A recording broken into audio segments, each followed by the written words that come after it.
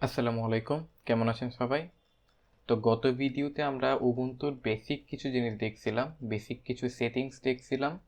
আর আজকে থেকে আমাদের লিনাক্সের কমান্ড শেখার জার্নি শুরু হয়েছে। আজকে আমরা একদম বেসিক দুইটা কমান্ড দেখব, কিন্তু তার আগে আমরা টার্মিনালটা নিয়ে আলোচনা করব।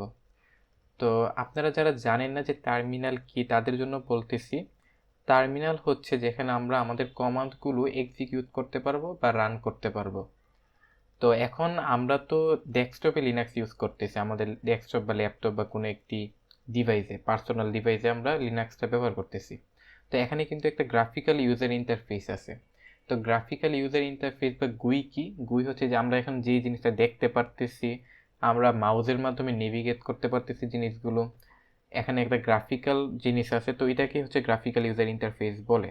কিন্তু আমরা যখন সার্ভারে লিনাক্স ইউজ করব তখন কিন্তু জাস্ট একটা টার্মিনাল থাকবে, আর ওই টার্মিনালের মাধ্যমে আমরা আমাদের ফুল ডিভাইসটাকে বা সিস্টেমটাকে কন্ট্রোল করতে পারবো। তো তাই টার্মিনালের পাওয়ারটা কতটুকু তা হয়তো বা কিছুটা এখন ধারণা করতে পারতেছে, যে একটা টার্মিনাল থেকে আমরা যত কিছু আছে সব কিছু করতে পারবো। এখন এই টার্মিনাল ওপেন করার জন্য আপনারা কয়েকটা পদ্ধতি ফলো করতে পারেন। তো এটা আপনাদের ইচ্ছা যে আপনারা কিভাবে ওপেন করবেন, তো আমি কিছু দেখাইতেছি আপনাদেরকে। তো প্রথমে হচ্ছে যে আপনারা যা করতে পারেন তা হচ্ছে এখানে শো অ্যাপ্লিকেশনসে যে আপনারা এখান থেকে টার্মিনাল ওপেন করতে পারেন, বা আপনারা আরেকটা জিনিস যা করতে পারেন তা হচ্ছে যে এখানে অ্যাক্টিভিটিতে ক্লিক করে আপনারা চাইলে টার্মিনাল লিখে সার্চ করতে পারেন। তার মাধ্যমে কিন্তু তারপর এখানে ক্লিক করলে টার্মিনাল ওপেন হয়ে যাবে। তো এইভাবেও আপনারা চাইলে টার্মিনাল ওপেন করতে পারেন। আর আরেকটা ওয়ে আছে, সেটি হচ্ছে যে control plus alt plus T press করলেও টার্মিনাল ওপেন হয়ে যাবে। তো এটা উবুন্তুর ক্ষেত্রে হয়, আর বেশিরভাগ লিনাক্সের ক্ষেত্রে বা অন্যান্য যে ডিস্ট্রিবিউশনগুলো আছে লিনাক্সের বেশিরভাগ ডিস্ট্রিবিউশনের ক্ষেত্রেই control plus alt plus T press করলে টার্মিনাল ওপেন হয়ে যায়। কিন্তু কিছু কিছু লিনাক্স ডিস্ট্রিবিউশনের ক্ষেত্রে এটা একটু চেঞ্জ হইতেও পারে। তো যদি এমনটা হয়, ওইটা আমরা আপাতত মনে হয় না আপনাদের এই জিনিসটা জানার দরকার আছে, কারণ যেহেতু আপনারা উবুন্তুই ব্যবহার করবেন বেশিরভাগ, আমি ধারণা করে নিব। তবে আপনারা যদি লিনাক্সের অন্য কোনো ডিস্ট্রিবিউশন ইউজ করতেছেন তাহলে সিম্পলি গুগলে যে আপনারা এটা সার্চ করতে পারেন যে কীভাবে ওই ডিস্ট্রিবিউশনে লিনাক্স টার্মিনাল ওপেন করতে হয় বা কিবোর্ড শর্টকাটটা কী। তাছাড়া আপনারা আরেকটি যে কাজ করতে পারেন সেটি হচ্ছে এখানে টার্মিনাল ওপেন হওয়ার পরে এখানে যে টার্মিনালের আইকনটা আছে এখানে রাইট ক্লিক করতে পারেন, করে অ্যাড টু ফেভারিটসে ক্লিক করতে পারেন। তার মাধ্যমে কি হবে, এটা ডকের মধ্যে পার্মানেন্ট হয়ে যাবে। এখন যদি আমি টার্মিনালটা ক্লোজও করে দিই, এখানে ডকের মধ্যে আমরা টার্মিনালটা পাবো। তো এখানে ক্লিক করার মাধ্যমে আমরা টার্মিনালটা ওপেন করতে পারি। তো টার্মিনাল ওপেন হওয়ার পরে বেসিক যে জিনিসটা আমি দেখাতে চাই আপনাদেরকে সেটি হচ্ছে দুইটি শর্টকাট, কিবোর্ড শর্টকাট আর কি। তো একটা হচ্ছে control plus shift plus plus. তো এখানে মানে কন্ট্রোল শিফট প্লাস প্রেস করলে এটা হচ্ছে একটু বড় হবে, বা আমি যদি এটা ফুল স্ক্রিন করি, তখন যদি আমি কন্ট্রোল শিফট প্লাস প্রেস করি দেখবেন যে ফন্ট সাইজটা বড় হইতেছে। আর ছোট করার জন্য আমরা কি করব, কন্ট্রোল মাইনাস। এর মানে control plus shift plus plus press করলে বা কন্ট্রোল শিফট প্লাস প্রেস করলে বড় হবে font size, control minus press করলে ফন্ট সাইজ ছোট হবে। এরপর আরেকটা যে জিনিসটা আমি দেখাতে চাই সেটি হচ্ছে যে এখান থেকে আপনারা যদি প্রিফারেন্সে যান, তো প্রিফারেন্সে অনেক কিছু পেয়ে যাবেন আপনারা। যেমন এখানে শর্টকাটগুলো আপনারা দেখতে পারবেন যে অন্যান্য আর কি কি শর্টকাট আছে এই টার্মিনালের ক্ষেত্রে।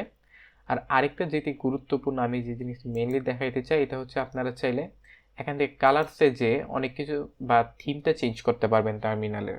এখানে আমি যদি এটা আনচেক করে দিই, এরপরে চাইলে এখানে যদি চেক করা থাকে তাহলে সিস্টেমের যে বাই ডিফল্ট থিমটা আছে ওইটা ইউজ হবে। আর আনচেক করে দিলে আমি বিল্ট ইন স্কিমাস থেকে এখানে অন্য অন্য আরও থিম চুজ করতে পারি। যেমন আমি যদি এখানে জিনোম ডার্ক চুজ করি তো জিনোম ডার্ক থিমটা সিলেক্ট হয়ে যাবে। বা এখান থেকে আমি চাইলে ব্ল্যাক অ্যান্ড হোয়াইট বা হচ্ছে যে অন্যান্য যা আছে হোয়াইট অন ব্ল্যাক, তো এগুলো অন্যান্য আরও অনেক থিম আছে ওইগুলো আমি চুজ করতে পারি। বা আমি চাইলে কাস্টম কালার কম্বিনেশনও ইউজ করতে পারি। তো আমি চাইতেছি এখান থেকে টেক্সটের কালার ধরুন যে রেড দিয়ে দিলাম, আর ব্যাকগ্রাউন্ড ব্ল্যাকই থাকলো, বা যদি দেখানোর জন্য হইলো আমি বলি যে ব্লু, তাহলে আমি বা আমি ধরেন গ্রিন নিলাম।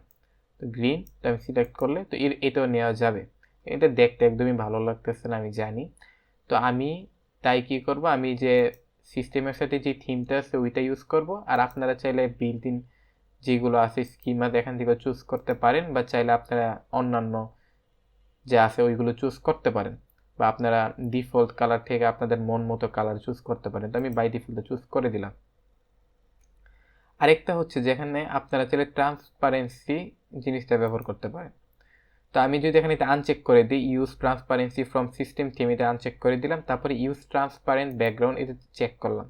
তারপরে আমি চাইলে এই যে এখানে দেখেন ব্যাকগ্রাউন্ডের যে আমার ওয়ালপেপারটা আছে ওইটা এখানে আমি দেখতে পারতেছি। তো ট্রান্সপারেন্সি লেভেলটা আমি এখান থেকে কম বেশি করতে পারবো চাইলে। তো আমি যদি একদম করে দিই তাহলে দেখা যাইতেছে যে একদম ব্যাকগ্রাউন্ড আমার দেখা যাইতেছে। আবার আমি যদি মিডিয়ামে রাখি তো ওইটাও রাখতে পারবো। এটা আমার বা আপনাদের ব্যক্তিগত ইচ্ছার উপর ডিপেন্ড করে। তো আমি আপাতত এটা করব না, আমি বাই ডিফল্ট যেটা আছে ওইটাই ব্যবহার করব। আর তারপর এখান থেকে আপনারা টেক্সটের এখানে আসলে আপনারা এখান থেকে কাস্টম ফন্টও চুজ করতে পারেন, যে আপনারা কোন ফন্টটা ব্যবহার করতে চাইতেছেন। তো আমি এখান থেকে একটা ফন্ট চুজ করলে ওই ফন্টটা সিলেক্ট হয়ে যাবে।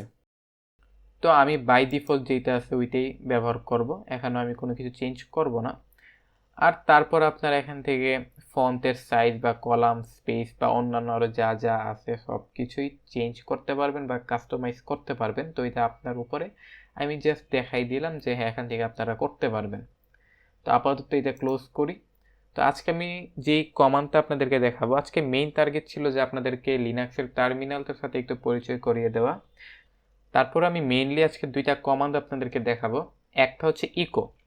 তো ইকোর যে কমান্ড, এখানে অনেক কিছু আছে আরও, বা অন্যান্য আরও অনেক কিছু আছে ইকোর ব্যাপারে, কিন্তু আমি বেসিক যদি ইকো কমান্ডের ইউজটা দেখাইতে চাই তো সেটা হচ্ছে আপনারা জাস্ট ইকো লিখবেন। ইকো লিখে স্পেস প্রেস করবেন, তারপর ডাবল কোটসের ভিতরে ধরেন আমি এখানে লিখলাম যে হ্যালো লিনাক্স।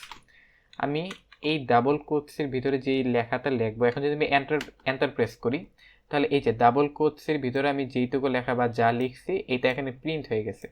তো আপনারা যদি এর আগে কোনো প্রোগ্রামিং ল্যাঙ্গুয়েজ নিয়ে যদি আপনাদের ধারণা থাকে তো তাহলে হয়তো বা আপনারা এই জিনিসটার সাথে একটু ফ্যামিলিয়ার হইতে পারেন। যে ধরুন যে আপনারা যদি পাইথন পারেন তো হয়তো বা পাইথনের ক্ষেত্রে প্রিন্ট লেখে আমরা কোনো একটা স্ট্রিংকে প্রিন্ট করাতে পারি, বা জাভা স্ক্রিপ্ট যদি পারেন তাহলে কনসোল লগের মাধ্যমে আমরা যা করি, বা হচ্ছে যে যদি সি প্লাস প্লাস জেনে থাকেন তাহলে সি আউট দিয়ে আমরা যা করি। তো নর্মালি হচ্ছে যে এখানে ডাবল কোটসের ভিতরে আমি যেই স্ট্রিংটাই ব্যবহার করব ওইটা এখানে প্রিন্ট হয়ে যাবে। তো আমি যদি এখানে আবার লিখি যে ইকো, তারপরে আবার ডাবল কোটসের ভিতরে যদি আমি লিখি যে হ্যালো বাংলাদেশ, এখন যদি এন্টার প্রেস করি তাহলে এই যে হ্যালো বাংলাদেশ লেখাটা প্রিন্ট হয়ে গেছে, এখানে টার্মিনালে আমাকে দেখাইতেছে। তো ইকোর কাজ আরও অনেক আছে, তো বেসিক ইউজেসটা আপনারা এখন এইটুকুই ধরুন জেনে রাখেন। তো নর্মালি আপনারা এখন জেনে রাখেন যে আমি যদি ইকো লিখি তারপরে স্পেস দিয়ে যদি আমি ডাবল কোটসের ভিতরে যেই লেখাটাই লিখবো না কেন এন্টার প্রেস করলে ওই লেখাটাই এখানে দেখাবে। তো এরপর আমরা সেকেন্ড আরেকটা যেই কমান্ডটা দেখবো সেটা হচ্ছে যে এক্সিট। তো আমাদের ধরুন যে আমাদের টার্মিনালে কাজ কমপ্লিট। তো এখন আমরা এই টার্মিনালটাকে ক্লোজ করতে চাইতেছি। তো ক্লোজ করার জন্য নর্মালি আমরা এখানে হ্যাঁ জানি এখানে ক্লিক করলে ক্লোজ হয়ে যাবে, কিন্তু তারপরে আমরা যদি কমান্ডের মাধ্যমে এই টার্মিনালটাকে ক্লোজ করতে চাই তাহলে সিম্পলি এক্সিট লিখবো। এক্সিট লিখে যদি এন্টার প্রেস করি তাহলেও টার্মিনালটা ক্লোজ হয়ে যাবে। তো দুইটা কমান্ড আমরা আজকে শিখলাম, একটা হচ্ছে ইকো আর একটা হচ্ছে এক্সিট। তো এর পরবর্তী ভিডিও থেকে আমরা অন্যান্য যে কমান্ডগুলো আছে ওইগুলো শেখা শুরু করব। আর তার আগ পর্যন্ত ভালো থাকবেন। আসসালামু আলাইকুম।